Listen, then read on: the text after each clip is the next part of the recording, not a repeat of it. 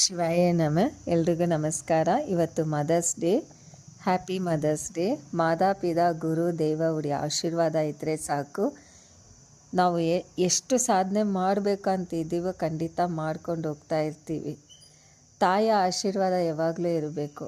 ಎಷ್ಟೇ ಕಷ್ಟ ಬಂದ್ರೂ ತಾಯಿ ಹತ್ರ ಹೋಗಿ ಅಮ್ಮ ನನಗೆ ಈ ಕಷ್ಟ ಇದೆ ಅಂದರೆ ಇದೆಲ್ಲ ಸರಿ ಹೋಗುತ್ತೆ ಬಿಡು ಅಂತಾರೆ.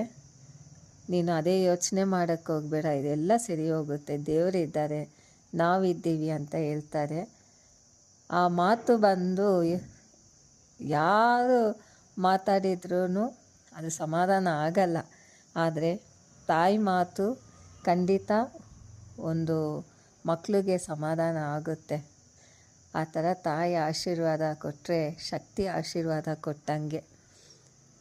ಮಾತಾಪಿತಾ ಗುರು ಆಶೀರ್ವಾದ, ದೇವ ಆಶೀರ್ವಾದ ಸಿಗೋದು ಭಾಗ್ಯ. ನಮ್ಮ ತಾಯಿ ಏನು ಹೇಳಿದರೆ ಅದು ವೇದ ವಾಕ್ಯ.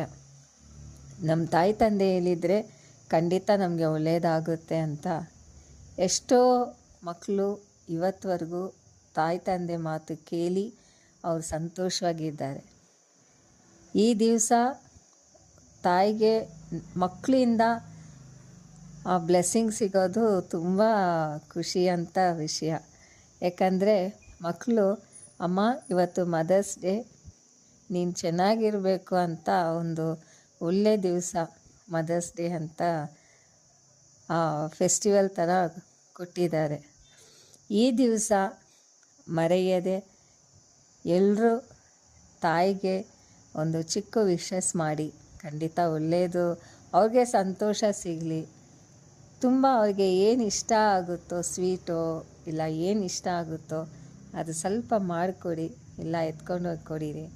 ಅಷ್ಟು ಖುಷಿ ಪಡ್ತಾರೆ ತಾಯಿ ತಂದೆ ಇದ್ರೇ ಒಳ್ಳೆಯದು.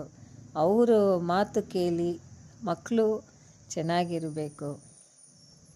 ನನ್ನನ್ನು ತಾಯಿ ಥರ ಎಲ್ಲ ಅಮ್ಮ ನನಗೆ ಇದಾಗಬೇಕು, ನನಗೆ ಬ್ಲೆಸ್ಸಿಂಗ್ ಮಾಡಿ, ಅಮ್ಮ ನನಗೆ ಇದಾಗಬೇಕಂತ ನನ್ನ ಹತ್ರ ಬರೋವ್ರಿಗೆ ಖಂಡಿತ ನಾನು ಯಾವಾಗಲೂ ಅವ್ರ ಜೊತೆಯಲ್ಲಿ ಇದ್ದು ಪ್ರಾರ್ಥನೆ ಮಾಡಿ ಅವ್ರಿಗೆ ಒಳ್ಳೆಯ ಆಗೋ ತನಕ ನಾನು ಯಾವಾಗಲೂ ಅವ್ರ ಜೊತೆಯಲ್ಲಿ ಇರ್ತೀವಿ.